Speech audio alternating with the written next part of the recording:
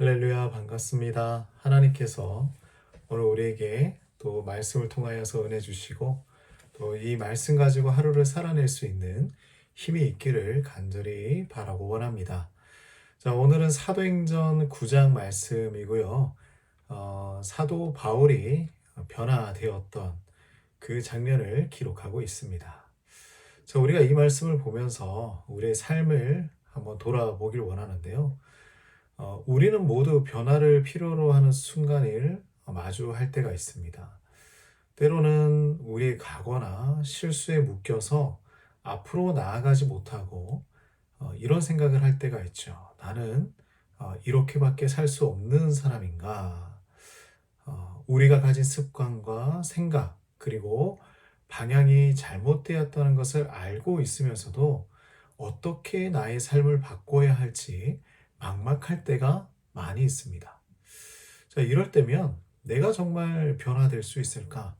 내가 정말 바뀔 수 있을까라는 그런 의문이 들기도 하죠. 또한 주변을 바라다 보면 변화가 필요로 해 보이는 사람들도 있습니다. 그들이 정말 변할 수 있을까라는 생각이 들기도 하죠. 하지만 마음속으로는 포기하고 싶을 때가 있습니다. 우리가 많은 사람들이 이렇게 얘기하죠. 사람은 쉽게 변하지 않는다. 그러나 진정한 변화는 어디에서 오는가 우리 생각을 해봐야 합니다. 우리가 정말 변화될 수 있는 힘이 있다면 그것이 어디에서 오는 것일까? 우리는 과거의 잘못이나 실패를 딛고 어떻게 새로운 길을 걸어갈 수 있을까요? 그리고 과거의 실수가 우리의 현재와 미래에 발목을 잡지 않도록 할 방법은 무엇일까요? 자, 오늘 이 질문들에 대한 답을 함께 찾아가 보고자 합니다. 자, 하나님께서 우리의 과거를 뛰어넘어서 어떻게 새로운 시작을 허락하시는지, 그리고 하나님의 그 은혜로 우리가 어떠한 변화를 경험할 수 있는지 한번 살펴보길 원합니다. 때로는 진정한 변화를 경험하지 못하는 이유가 이 잘못된 방향에서 비롯된다라는 거예요. 열심히 사는 것 자체가 나쁜 것은 아니에요. 그러나 그 열심이 잘못된 방향으로 흘러간다면 오히려 문제가 될 수 있습니다. 우리가 잘못된 목표나 방식에 집중하다 보면 아무리 열심을 내어도 결국 제자리에 머물게 되고 더 큰 문제를 만들 수 있기 때문이죠. 자, 예를 들어서 직장에서나 가정에서 내가 이렇게 하면 모두가 잘 될 거야 라고 믿고 아주 열심히 해요. 그런데 그 방식이 다른 사람을 힘들게 하거나 오히려 관계를 악화시키는 경우가 있다라는 거예요. 우리는 열심히 노력을 하지만 사실 그 노력이 잘못된 방향으로 흐르고 있을 수도 있습니다. 하지만 하나님은요, 우리의 잘못된 열심조차 사용하셔서 새로운 길로 이끌어 가시는 분이에요. 중요한 것은 무엇이냐면 우리 스스로의 방향을 다시 점검하고 하나님 앞에서 우리의 길을 새롭게 하도록 겸손히 나아가는 것입니다. 자, 그렇다면 사람은 정말 변할 수 있을까요? 변화는 어디에서부터 시작이 되는 것일까? 자, 많은 사람들은 변화가 어렵다고 생각하지만 진정한 변화는요, 하나님과의 그 만남에서 시작하는 것입니다. 변화는 여기서부터 시작하는 거예요. 우리가 예수님을 만나면 우리의 시각과 생각이 변화됩니다. 우리의 잘못된 길을 걷고 있을 때 예수님께서 우리를 멈춰 세우시고 새로운 길을 열어주신다라는 것이죠. 우리의 삶에도 사울처럼 이 눈이 멀었던 순간들이 있을 수 있어요. 스스로 올바르게 살고 있다고 생각했지만 사실은 전혀 다른 길을 가고 있었다는 것을 깨닫는 순간들입니다. 그러나 그 순간이야말로 하나님이 우리를 새롭게 만드실 때죠. 사울이 예수님을 만난 후에 눈이 멀었다가 다시 보게 되었듯이 하나님은 우리에게도 새로운 시각을 열어 주실 것입니다.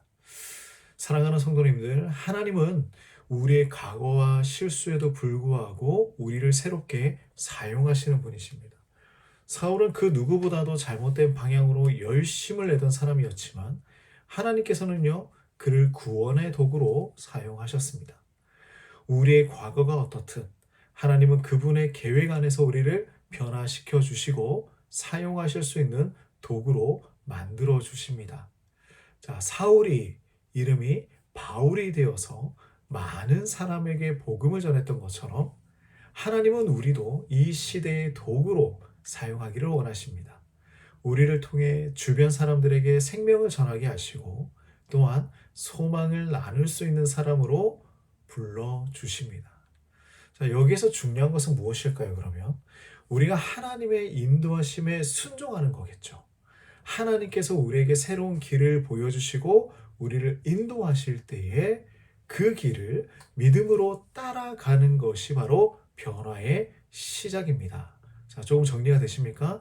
하나님을 만남으로 인하여서 변화가 일어나고 또한 그 하나님께서 보여주시는 길을 따라 순종하며 걸어갈 때에 정확한 변화가 일어난다.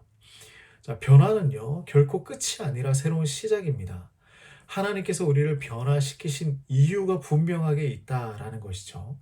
단순히 우리를 바꾸는 것에서 끝나는 것이 아닙니다. 주님은 우리에게 새로운 사명을 주시고 복음의 증인으로 살 수 있도록 불러 주신다는 거예요. 사울이 바울로서 복음을 전하는 삶을 살았던 것처럼 우리도 새로운 사명을 품고 살아가야 하는 것입니다. 우리 사랑하는 성도님들, 우리는 모두 하나님 앞에서 변화된 사람들이죠. 하나님은 우리를 불렀습니다. 그리고 이 세상에서 주님의 그 뜻을 이루기 위해서 사용하십니다. 우리의 과거는 변화를 가로막는 장애물이 아니었어요. 오히려 하나님은 그 과거마저도 사용하셔서 우리를 통해 더 큰 일을 이루어 나가실 것입니다. 오늘 우리는 변화의 가능성에 대해서 한번 생각해 보았습니다. 사람은 쉽게 변화되지 않는다는 말이 있지만 하나님의 은혜가 있다면, 하나님과의 만남이 있다면 사람을 새롭게 하시는 그 놀라운 능력을 경험하게 될 것입니다.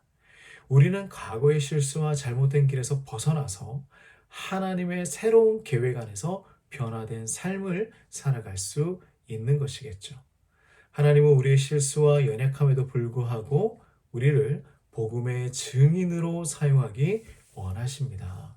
자, 사랑하는 성도님들, 하나님께서 우리에게 새로운 그 시각을 주시고 새로운 사명을 주셨음을 꼭 기억하시고 그 은혜 안에서 담대하게 변화된 삶을 살아가는 우리 모두가 되기를 간절히 바라고 원합니다. 하나님 아버지, 참으로 감사합니다. 우리의 삶을 주님께서 변화시켜 주시고 그 은혜로 우리의 삶을 덮어주셔서 감사합니다.